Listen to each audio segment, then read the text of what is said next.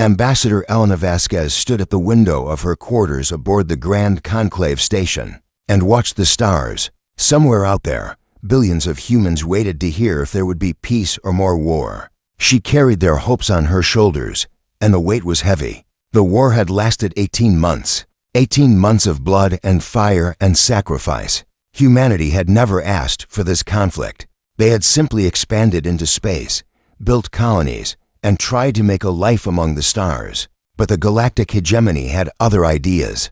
5 ancient species who had ruled the galaxy for thousands of years did not welcome newcomers, especially not newcomers who refused to bow. Elena turned from the window and looked at her reflection. She was 52 years old, with gray streaks in her dark hair and lines around her eyes that had not been there before the war. She had buried friends. She had signed orders that sent young soldiers to their deaths. And now she was here, hoping to end it all with words instead of weapons. Her aide, Commander James Chen, entered the room. He was a tall man with a serious face and the careful movements of someone who had seen combat.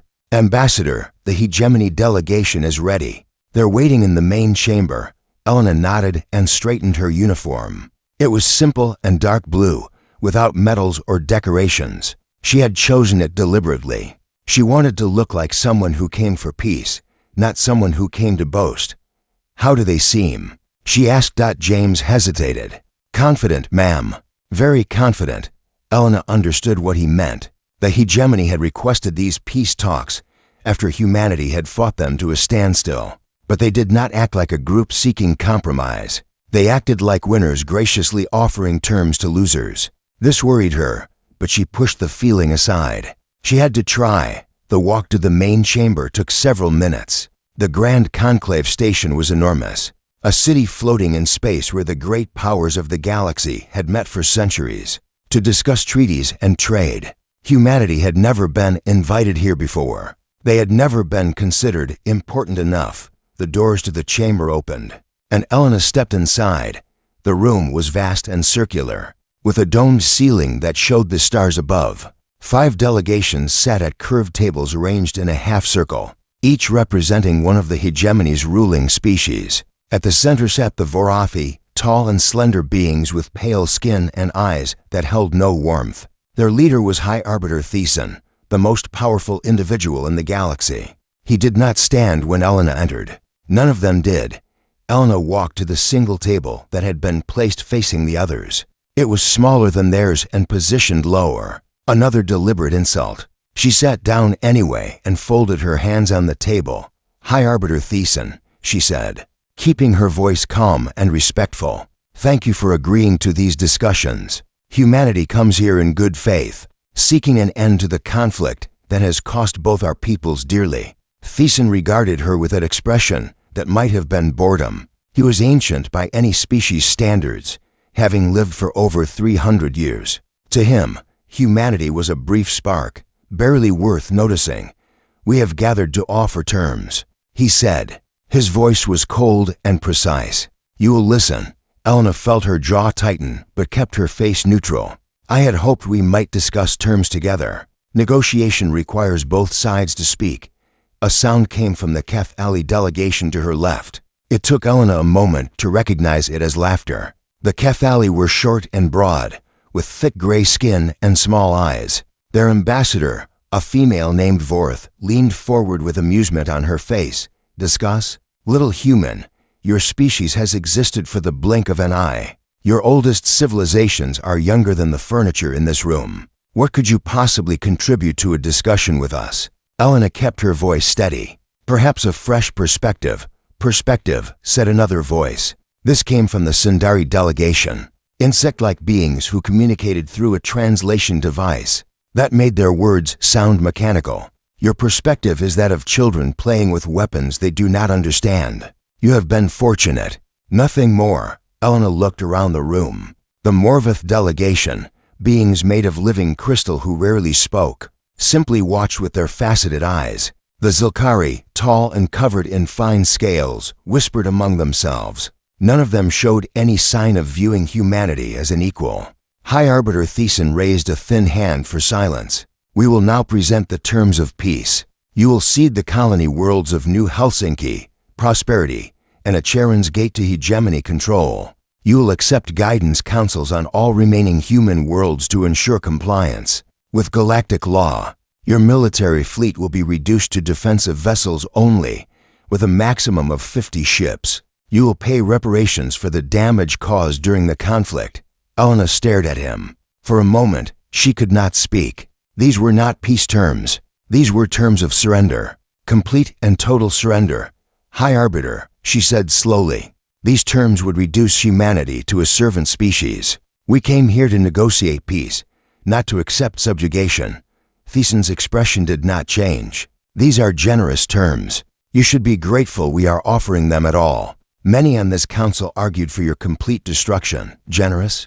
Elena could not keep the disbelief from her voice. You would take our worlds, control our governments, and dismantle our ability to defend ourselves. How is this generous? The Cathali ambassador Vorth spoke again. It is generous because you would survive. Your species would continue to exist. Given your primitive development and aggressive nature, this is more than you deserve.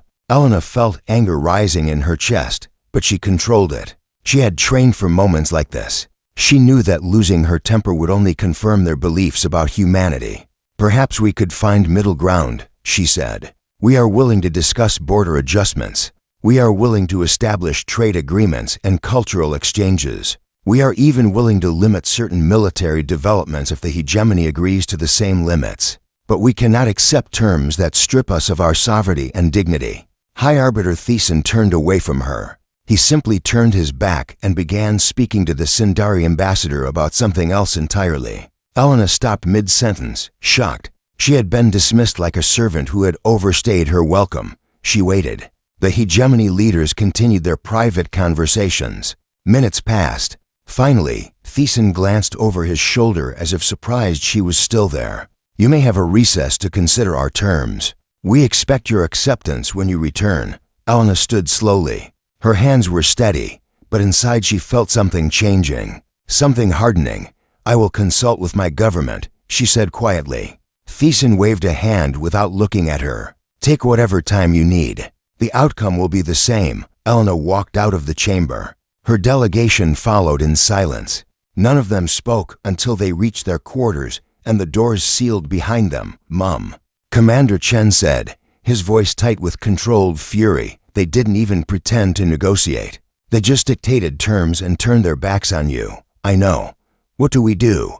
Elena walked to the communication console and entered her authorization codes. A direct line to Earth. To the people who would make the final decision, we tell them the truth. She said, the hegemony doesn't want peace. They want submission. They think we're desperate and weak. They think we have no choice but to accept whatever scraps they throw us. The connection established. The face of Secretary General Morrison appeared on the screen, tired and worried. Ambassador, how did it go? Elena told him everything. The terms, the insults, the turned backs, the complete and utter contempt the hegemony had shown for humanity. When she finished, there was a long silence. What is your assessment? Morrison finally asked. Elena thought carefully before answering. They don't respect us, sir. They never will as long as they believe we are weak. If we accept these terms, we become nothing. A footnote in galactic history. A species that surrendered its future for survival. And if we refuse, then we show them who we really are. All of us. Everything we've been holding back. Another long silence. Then Morrison nodded slowly. I've just received word from the Joint Chiefs. The Prometheus fleet is fully operational ahead of schedule. We have options we didn't have before. Elena closed her eyes briefly. The Prometheus fleet, humanity's secret, their insurance policy, ships built in hidden shipyards, designed with everything humanity had learned from 18 months of war. She had hoped they would never need to reveal it. Your orders, Ambassador, Morrison said. Show them nothing. Tell them nothing. Simply leave. Let them wonder. Let them worry. And let them understand that humanity does not beg. Elena opened her eyes. The uncertainty and hope she had carried into the peace talks were gone. In their place was something colder and harder, something that had been forged in humanity's long and bloody history. Understood, sir. She ended the communication and turned to her team. Their faces were grim but determined. "Pack everything. We leave within the hour. No explanations, no goodbyes, no messages, until we're clear of the station." Commander Chen nodded. "What about the hegemony? They'll want answers." Elena looked toward the window, toward the stars where humanity waited. "They'll get their answer, and they won't like it." She thought about High Arbiter Thiessen turning his back on her. She thought about the laughter and the contempt. And she thought about all the humans who had died in this war, fighting for the right to exist as equals in a galaxy that saw them as insects. "We tried," she thought. "We came with open hands and honest hearts. You slapped our hands away and mocked our hearts. Now you will learn what humanity does when pushed too far." The packing began. Outside, the stars continued to shine, cold and distant and eternal. They had seen countless species rise and fall. Soon they would witness something new. They would witness the moment when humanity stopped asking for respect and started demanding it. And the galaxy would never be the same. High Arbiter Thiessen sat in his private chambers aboard the Grand Conclave station and reviewed reports from across the hegemony. The war with the humans had been an inconvenience, nothing more. A minor species had needed to be taught its place, and soon that lesson would be complete. The peace talks were merely a formality. His aide, a young Varathi named Selek, entered with a tablet in his hands. His expression was strange. "High Arbiter, the recess has ended. The human delegation has not returned to the chamber." Thiessen looked up with mild annoyance. "Then summon them." "They are wasting our time, sir." I attempted to contact them. There was no response. This was unusual. Thiessen frowned and set down his reports. "Perhaps they need more time to accept reality. Send someone to their quarters directly." Selek bowed and departed. Thiessen returned to his work, but a small seed of unease had planted itself in his mind. He pushed it aside. Humans were emotional creatures. They probably needed time to grieve their lost pride before surrendering to the inevitable. 20 minutes passed. Selek returned, and this time his face was pale. "High Arbiter, the human quarters are empty. Their ships have undocked from the station. They are leaving." Thiessen stood so quickly that his chair fell backward. "Leaving? Without a word? Without signing the treaty?" "Yes, sir. They are already clear of the station's approach zone and accelerating toward human space." For a long moment, Thiessen could not process what he was hearing. No species had ever simply walked away from peace talks with the hegemony. The idea was absurd. It was unthinkable. And yet the humans had done exactly that. Get me a channel to their flagship.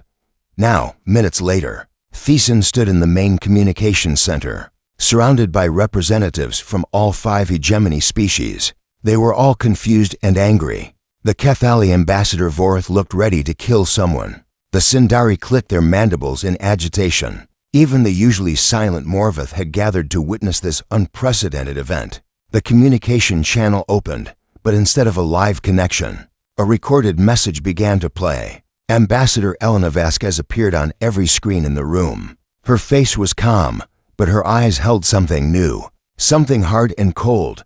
"To the leaders of the Galactic Hegemony," she began. "We came to this station hoping for peace. We came with open hands and honest hearts, ready to compromise and find common ground. Instead, we received contempt. You offered us chains and called them gifts. You turned your backs on us and expected us to kneel." Thiessen felt his anger rising. How dare this creature lecture him? "Humanity does not kneel," Elena continued. "Not to you, not to anyone. We have tried to show you that we want only to live in peace among the stars. You have made it clear that you see us as nothing but insects to be crushed, or slaves to be controlled."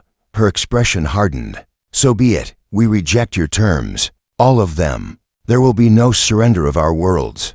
There will be no guidance councils. There will be no dismantling of our fleets. Instead, there will be truth. You are about to learn what humanity really is. And I promise you, the lesson will be painful." She leaned closer to the camera. "When you are ready to speak to us as equals, as partners, you know where to find us. Until that day comes, we have nothing more to discuss." The message ended. The screens went dark. The chamber fell into stunned silence. Vorth broke it first. They dare refuse us? This is suicide," the Sindari ambassador buzzed. They cannot hope to stand against the full might of the hegemony. Their military is stretched thin. Our intelligence confirms their resources are nearly depleted. Thiessen said nothing. He was thinking. Something about this felt wrong. The humans had fought surprisingly well during the war, but they had seemed desperate in recent months. Their attacks had become less frequent. Their defense lines had contracted. All signs pointed to a species on the edge of collapse. So why did Ambassador Vasquez look so calm? Why did she speak with such certainty? Summon the intelligence minister, Thiessen ordered. I want every report on human military capacity in my hands within the hour, and prepare the combined fleet. If the humans want war instead of peace, we will give them war they cannot imagine. The other leaders nodded with satisfaction. The humans had made their choice. Now they would face the consequences. 3 days later, the combined fleet of the Galactic Hegemony assembled near the border of human space. 4,000 warships from 5 species, the largest military force gathered in centuries. It was overwhelming. It was unstoppable. It was a statement that no primitive species could stand against the masters of the galaxy. Admiral Korveth of the Kethali stood on the bridge of his flagship and surveyed the fleet with pride. He had been given command of this grand armada, an honor he intended to justify with complete victory. The humans had been clever in their guerrilla tactics during the war, but they could not fight a force like this. They would be crushed within weeks. His communications officer approached. Admiral, we are receiving the latest intelligence updates. Korveth took the tablet and began reading. Then he stopped. He read the same section again and again. This cannot be correct, he said quietly. Sir, these numbers, human industrial output during the war, it says their production has increased, tripled. That is impossible. The officer shifted uncomfortably. The intelligence ministry confirms the data, Admiral. The humans appear to have expanded their manufacturing capacity significantly during the conflict.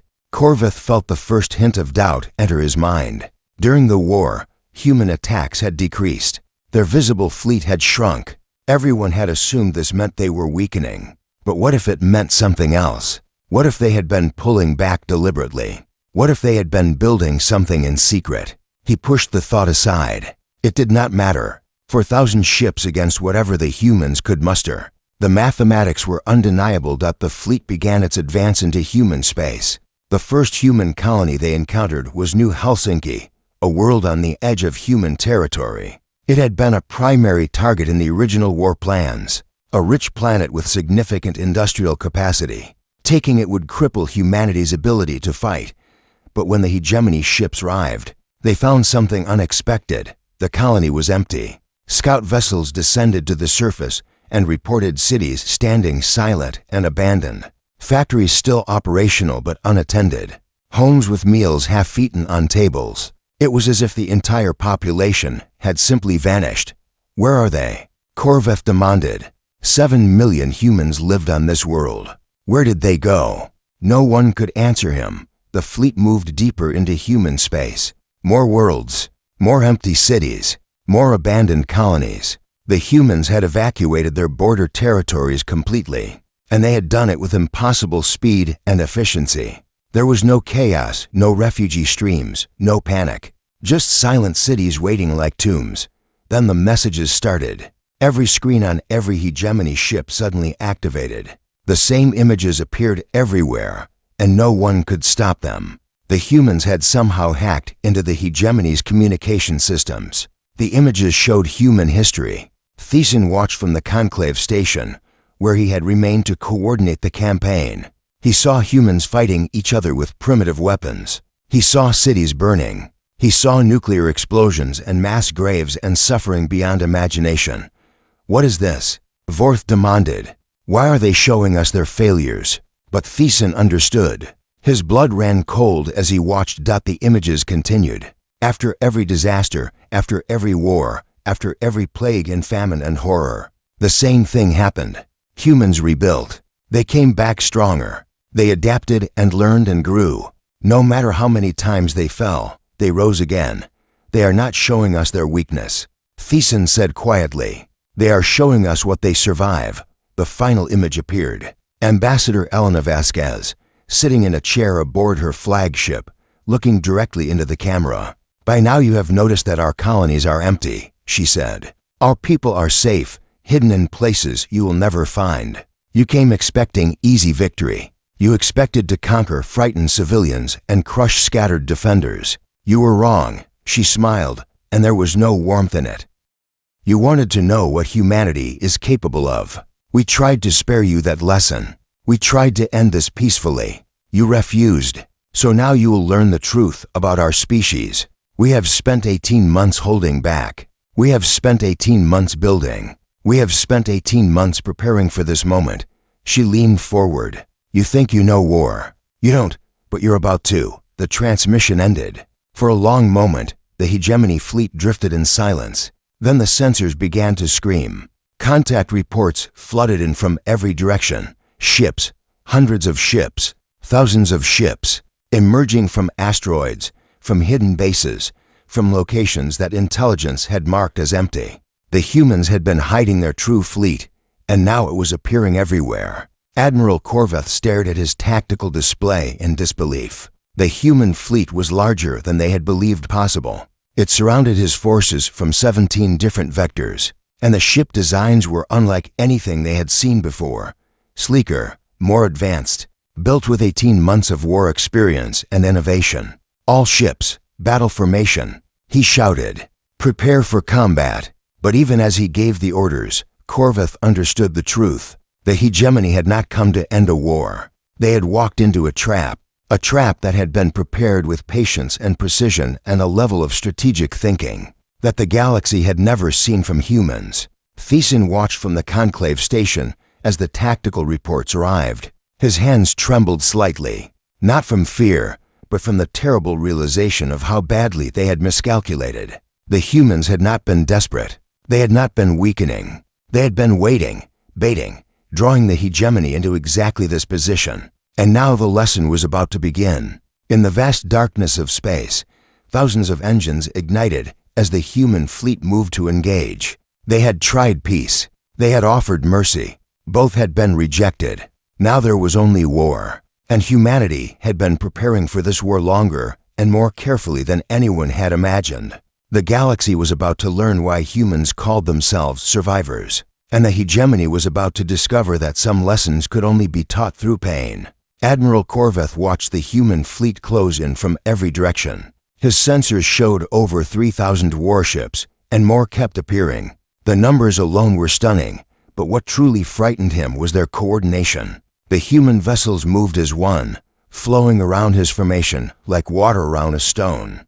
Cutting off every escape route, "All ships fire at will," he commanded. "Target their largest vessels first."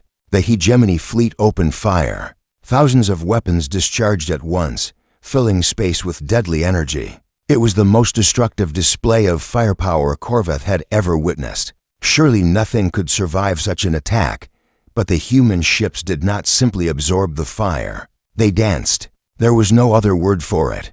Their vessels twisted and turned in ways that should have been impossible for ships their size. Hegemony weapons that should have struck home instead hit empty space. And then the humans returned fire.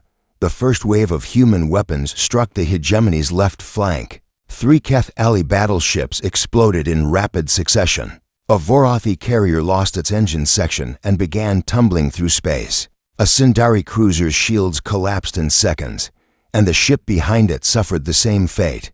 Korvath gripped his command chair as his own flagship shuddered from a near miss. "Their weapons are stronger than we predicted. How is this possible?" His tactical officer's voice was tight with fear. "Admiral, their targeting systems are more advanced than anything in our database. They are hitting with 93% accuracy. Our fleet average is 61%. 61% had always been considered excellent. Now it seemed like a death sentence. The battle continued, and with each passing minute, the situation grew worse.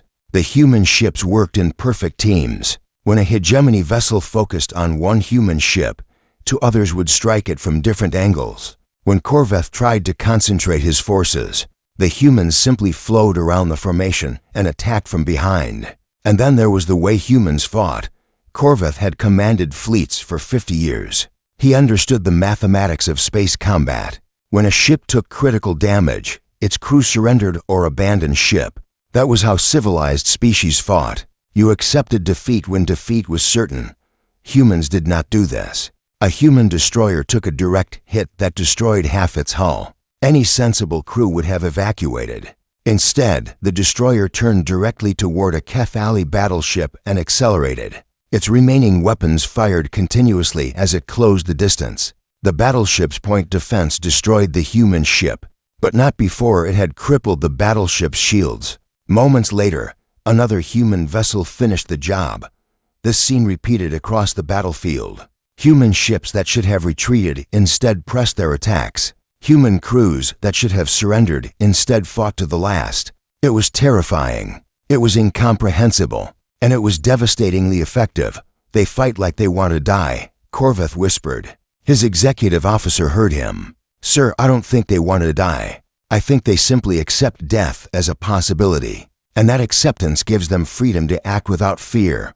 Corveth understood what she meant. The hegemony trained its crews to calculate odds, to preserve resources, to fight efficiently. Humans seemed to fight with their hearts instead of their minds. And somehow, against all logic, that emotional approach was winning. For hours into the battle, Corveth's fleet had lost over 800 ships. The humans had lost perhaps 100. But what shocked Corveth most was how the humans handled their victories. When hegemony ships were disabled, the humans did not destroy them. They simply moved on to the next target. Escape pods were ignored, not attacked. Crippled vessels were left drifting, their crews still alive. The humans were dismantling his fleet piece by piece, but they were not committing massacre. Why? Corveth demanded. Why don't they finish us? A communication signal interrupted him. A human face appeared on his screen, a young woman with short dark hair and calm eyes. Her uniform identified her as a captain. Admiral Corveth, she said. Your flagship's shields are failing. Your engine output is reduced by 40%. Half your weapon systems are offline. You have fought well, but this battle is over. Corveth's pride flared. We have not surrendered. No, the human captain agreed. You haven't, and we respect that. But we are not here to destroy you. We are here to teach you.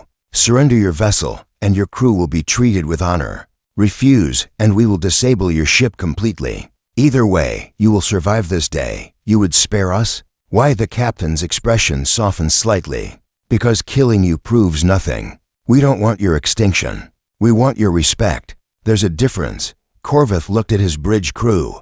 They were exhausted, frightened, and defeated. Many were wounded. His ship was dying around him, and continuing to fight would only get more of them killed. He made the hardest decision of his career. All ships, he said into the fleet channel. This is Admiral Corveth. Stand down. Cease fire. We surrender. Across the battlefield, hegemony weapons fell silent. Human ships stopped firing immediately. For a long moment, the vast silence of space seemed to echo with the weight of what had happened. The humans began rescue operations at once. Their shuttles moved among the wreckage, picking up survivors from damaged hegemony vessels. Medical teams boarded crippled ships to treat the wounded. Captured crews were transported to human vessels and treated not as prisoners, but as guests.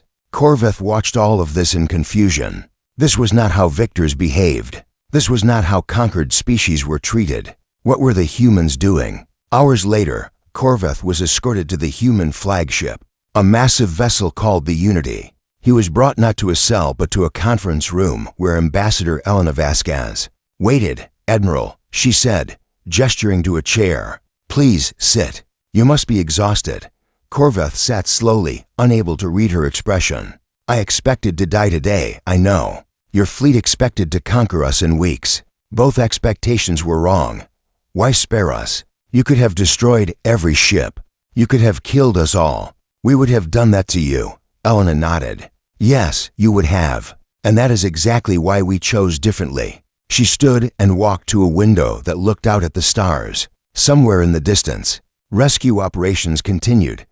Humanity has been conquering and destroying for most of our history. She said, we have committed atrocities against each other that would horrify your species. We have burned cities and salted earth and exterminated entire peoples. We know what destruction accomplishes. We know where that path leads, She turned to face him. It leads to ashes and regret, to wounds that never heal, to hatred that lasts for generations. We learned this the hard way, through centuries of suffering. And we decided we didn't want to be that species anymore. But we attacked you. We tried to subjugate you.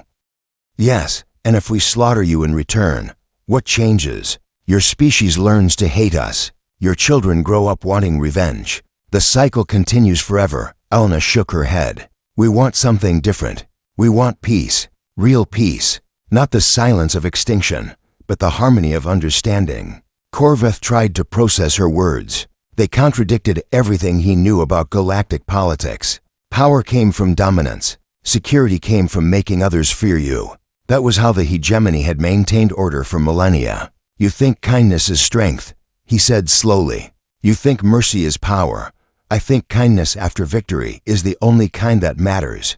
Anyone can be generous when they have nothing. The true test is what you do when you have everything. She sat back down across from him. Admiral, the hegemony's fleet is broken. Your military cannot stop us from doing whatever we want. We could conquer your worlds, enslave your people, take everything you have. You know this is true. Corveth nodded slowly. It was true. The defeat had been total. Instead, Elena continued, we are going to return your survivors. We are going to release your ships, those that can still fly. And we are going to invite the hegemony to return to the negotiating table. Not as masters and servants, but as equals. The council will never accept that. Then they will have time to think about it. Because we will not attack your worlds. We will simply wait. And every day that passes, your people will remember that humanity could have destroyed them and chose mercy instead. Eventually, someone will ask why. And then things will begin to change. Corveth sat in silence for a long time. His entire understanding of the galaxy was crumbling. Everything he had believed about power and security and civilization was being questioned. What do you want? He finally asked. What does humanity actually want? Elena smiled, and this time there was warmth in it. We want to stand beside you, not above you. We want to learn from your ancient civilizations and share what we have discovered. We want to explore the galaxy together and face its dangers as allies. We want, she paused, choosing her next words carefully. There is something coming, Admiral. Something from beyond the galactic rim. Our deep space probes detected it years ago. We tried to warn the hegemony at the peace talks, but no one would listen to us. That threat is why we built this fleet. Not to conquer you, but to prepare for what's coming. Corveth felt cold fear touch his heart. What kind of threat?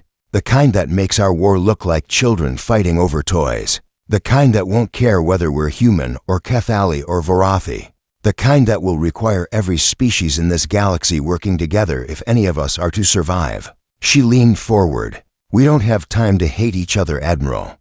We don't have the luxury of old grudges and ancient pride. Something is coming that will test all of us, and we would rather face it with friends than face it alone. Corveth thought about his fleet, broken but alive.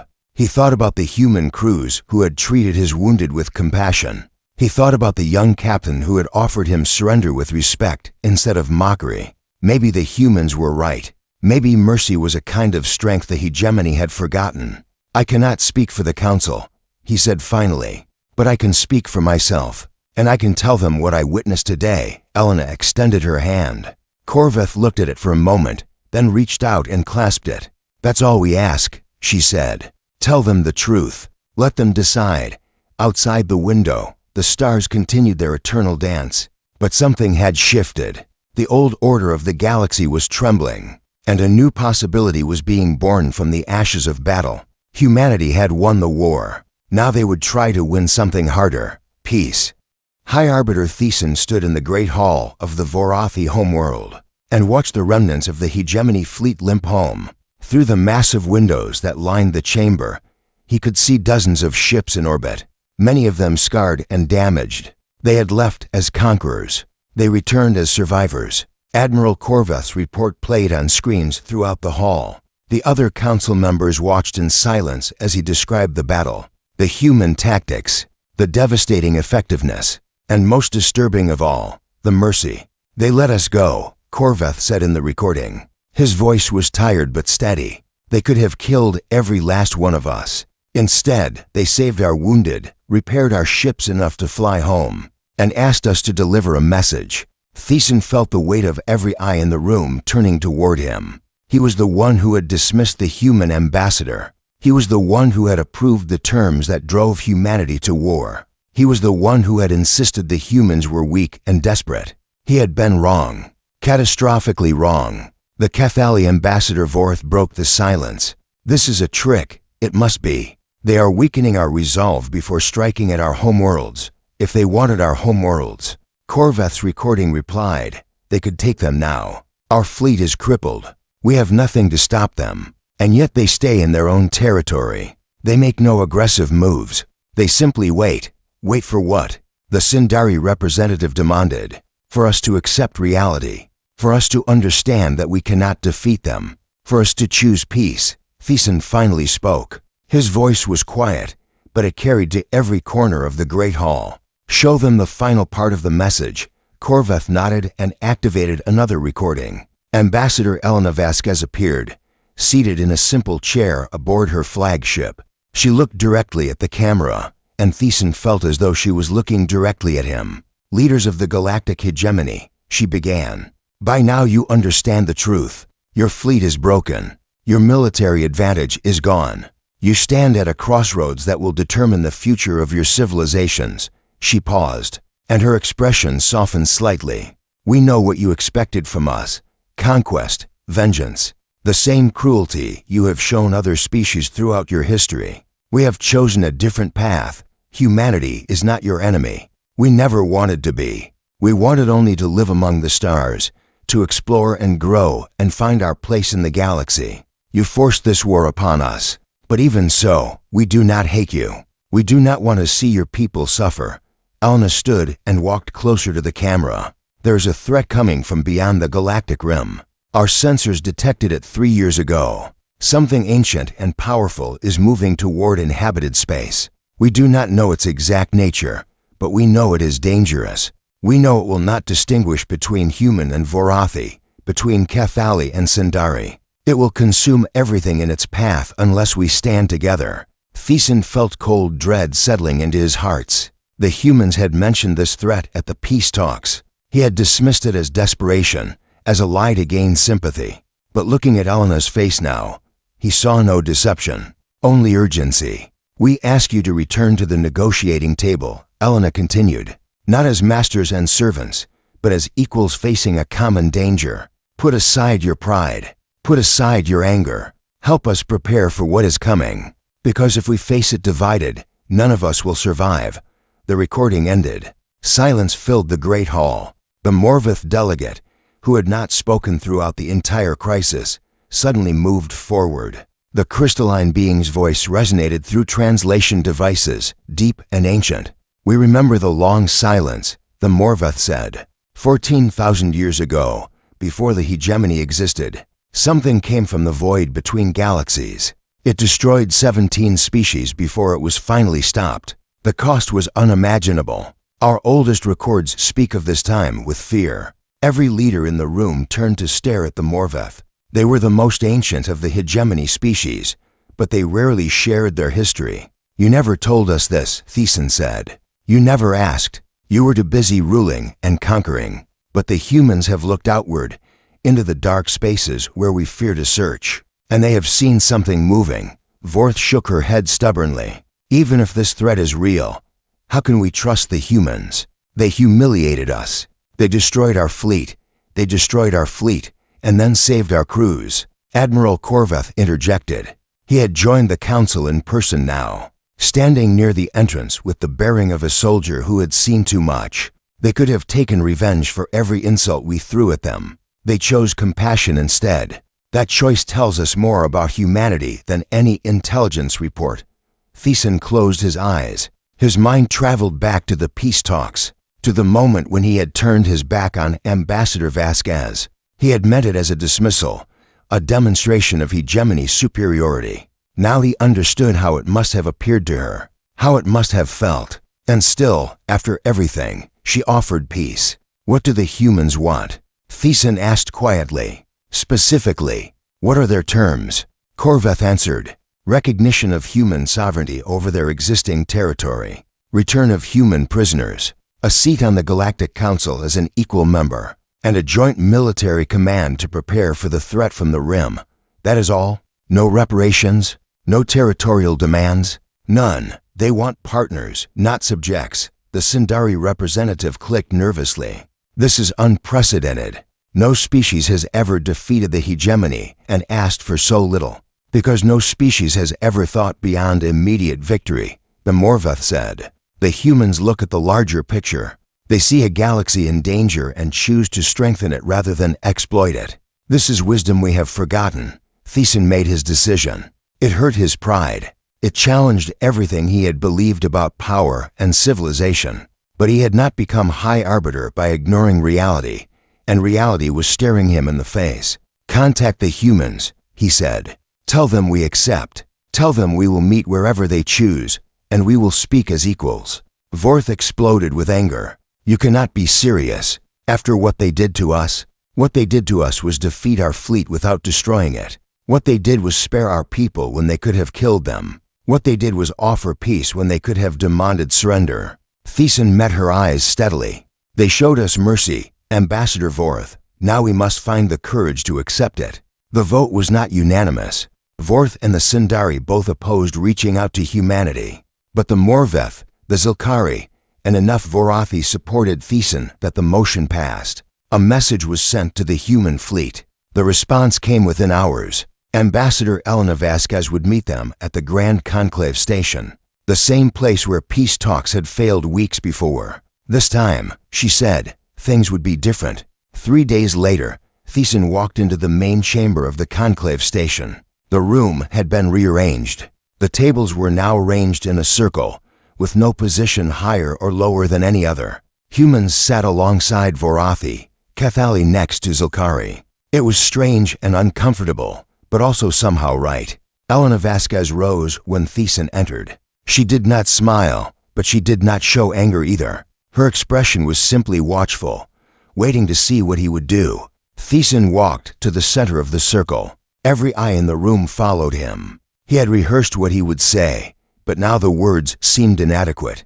He decided to speak from his heart instead. Ambassador Vasquez, he began. When we last stood in this room, I turned my back on you. I dismissed your words. I treated you with contempt. I was wrong. The room was absolutely silent. I believed that power came from dominance. I believed that security came from making others fear you. I believed that humanity was a lesser species that needed to be controlled for its own good. He paused. I was wrong about all of these things. He looked around the circle, meeting the eyes of each delegate in turn. Your fleet proved that our military assumptions were incorrect. Your mercy proved that our moral assumptions were wrong. And your warning about the threat from the Rim has been confirmed by our own long-range sensors. Elena's expression shifted slightly. Surprise, perhaps. You confirmed it? We sent probes to the coordinates your message indicated. Something is there. Something large and approaching. Thiessen's voice was heavy. The Morveth tell us they have seen this kind of threat before. 14,000 years ago. It nearly destroyed everything. Then you understand why we built our fleet, Elena said, and why we chose not to use it against you. Yes, you were never preparing to conquer us. You were preparing to defend us, even though we gave you no reason to care whether we lived or died. Elena walked forward until she stood face to face with Thiessen. She was shorter than him by nearly a meter, but somehow she did not seem small. We care because that is who we choose to be, she said. Humanity has made terrible mistakes throughout our history. We have been the monsters in our own story more times than we can count. But we have also learned from those mistakes. We have grown, and we have decided that we will not spread our worst impulses to the stars. We will spread our best. She extended her hand.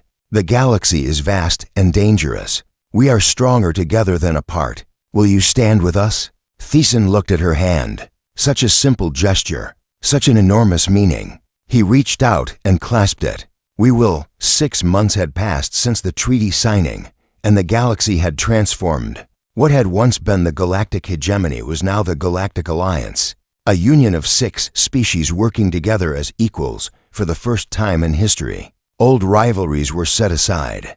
Ancient hatreds were forgotten, because something far more dangerous was coming, and everyone knew that survival depended on unity. Elena Vasquez stood on the observation deck of the Alliance flagship, watching the joint fleet assemble. Ships from every species gathered in formation near the galactic rim. Thousands of vessels preparing to face the unknown. Human carriers flew alongside Vorathi battleships. Cathali destroyers protected Sindari command vessels. Even the mysterious Morveth had contributed their ancient warships, strange crystalline structures that hummed with power. Admiral Korveth approached and stood beside her. In the months since the war, he had become one of her closest allies. Their friendship seemed impossible, born from the ashes of conflict, but it had grown strong. "Final reports are in," he said. "The enemy will reach our defense line in approximately 4 hours." Elena nodded. She had studied everything the Morveth knew about the long silence, the ancient catastrophe that had nearly destroyed the galaxy 14,000 years ago. The records were fragmentary and terrifying. The enemy was not a species in any traditional sense. It was something older and stranger, a force that consumed entire civilizations and used their resources to grow stronger. "Are the evacuation ships in position?" she asked. "The last civilian transports left the rim worlds this morning. Everyone who wanted to leave has left." Korveth paused. "Some chose to stay. Humans mostly. That sounds like us." Elena smiled slightly. "Stubborn to the end, stubborn or brave. I am no longer sure there is a difference." They stood in comfortable silence, watching the fleet prepare. 6 months ago, Korveth had been her enemy. He had commanded the armada sent to destroy humanity. Now he was here, ready to fight beside her against a threat that made their old war seem meaningless. "Do you think we can win?" she asked quietly. Korveth considered the question seriously. The Morveth records say the enemy was defeated once before, but the cost was catastrophic. 17 species were completely destroyed. Dozens of others were devastated. It took thousands of years for the galaxy to recover. He turned to look at her directly. But those species were fighting alone, each defending their own territory, refusing to cooperate until it was too late. "We are different. We are united. United because humanity forced the issue. United because humanity showed us another way." Korveth's voice was warm with respect. "You could have destroyed us, Ambassador. You could have taken revenge for every insult and injury we gave your people. Instead, you offered mercy. That mercy is why we stand here together today." Elena thought about the long road that had led to this moment. The failed peace talks, the anger she had felt when Thiessen turned his back on her, the terrible decision to walk away and let the war resume, and then the choice, after victory, to spare rather than slaughter. "I was afraid," she admitted. "When we won the battle, I was afraid we would become the very thing we had fought against, conquerors, oppressors. I had seen too much human history to believe we were immune to that temptation. But you resisted. We all did. The entire human leadership agreed that we would offer peace instead of demanding surrender. We agreed that we would show the galaxy who we wanted to be, not who we had been." She smiled. "Honestly, I think we surprised ourselves." An alert sounded through the ship. Korveth checked his communicator, and his expression grew serious. "The enemy has been detected. They will arrive ahead of schedule. 2 hours, perhaps less." Elena straightened her uniform. "Then we should get to the command center. History is not going to wait for us." The command center was a vast circular room at the heart of the flagship. Representatives from all 6 Alliance species worked side by side, coordinating the massive fleet that would meet the enemy. High Arbiter Thiessen was there, along with the leaders of each member species. They all turned to Elena as she entered.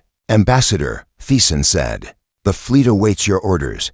This had been the most controversial part of the new alliance. After much debate, the Council had agreed that the joint fleet would be commanded by a human, not because humans were superior, but because they had proven themselves capable of thinking beyond narrow self-interest. They had shown they could make decisions for the good of all, not just their own species. Elena took her place at the central command station. Screens surrounded her, showing tactical data from across the defense line. The enemy was a dark mass on the sensors, a swarm of shapes that defied easy categorization.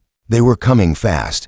"All ships," she said, her voice broadcasting to every vessel in the fleet. "This is Ambassador Elena Vasquez, commanding the Alliance Defense Force. In a few moments, we will face the greatest threat our galaxy has ever known. An enemy that destroyed 17 species 14,000 years ago. An enemy that knows only consumption and destruction." She paused, letting her words sink in. "We are different from those who faced this enemy before. They fought alone. They defended only their own worlds. They waited until it was too late to work together. We have learned from their mistake. Today, Vorathi fight beside humans. Kefali stand with Sindari. Morveth and Zilkari fly in formation with vessels they once considered enemies. We are united, and that unity is our greatest weapon." On the screens, the enemy grew closer. Individual shapes became visible now. Twisted things that seemed to absorb light rather than reflect it. They were ancient and terrible, and they were hungry. "I will not promise victory," Elena continued. "I will not pretend this will be easy.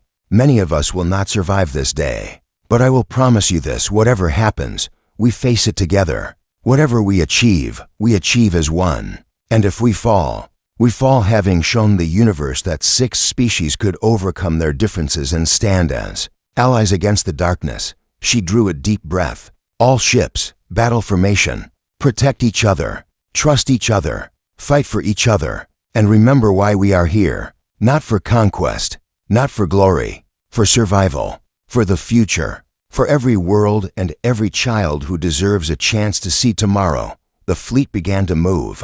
Thousands of ships flowing into defensive positions with perfect coordination. 6 months of joint training had transformed former enemies into a unified fighting force. They knew each other's strengths and weaknesses. They had learned to trust. The enemy struck like a wave breaking against stone. The first moments of battle were chaos, fire, and destruction erupting across the defense line. Alliance ships fell, their hulls torn apart by weapons that seemed to feed on energy itself. But the line held. Wherever one ship faltered, another moved to support it. Wherever a gap opened, vessels from multiple species rushed to fill it. Elena commanded from the center, directing the massive battle with calm precision. She had never led a force this large, but she had spent her life studying strategy and diplomacy. She understood how different groups worked together, and she applied that understanding to the chaos of combat. Hours passed. The enemy kept coming. Wave after wave of twisted shapes pouring from the darkness. The Alliance fleet was pushed back, then stabilized, then pushed back again. Losses mounted on both sides, but the Alliance refused to break. Finally, as the battle reached its climax, Elena saw the opening she had been waiting for. The enemy had committed too much to one sector, leaving their core vulnerable. It was a small window, but it was enough. "All reserve units," she commanded. "Execute Plan Omega, strike at their heart."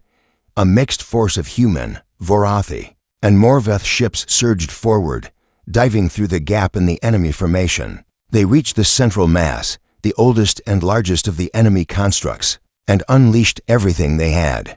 The Morveth weapons were most effective, ancient technologies designed specifically for this enemy. The central mass shattered. The effect rippled outward through the entire enemy swarm. Without their coordinating intelligence, the individual constructs became confused and disorganized. The Alliance fleet pressed the advantage, destroying enemy vessels faster than they could adapt. By the time the battle ended, the enemy had been broken, not destroyed entirely, but reduced to scattered fragments that fled into the void. The galaxy would need to remain vigilant, but the immediate threat was over. Elena slumped in her chair, exhausted beyond words. Around her, cheers erupted as Alliance officers celebrated their survival. Thiessen moved to stand beside her, his ancient face showing something she had never seen there before.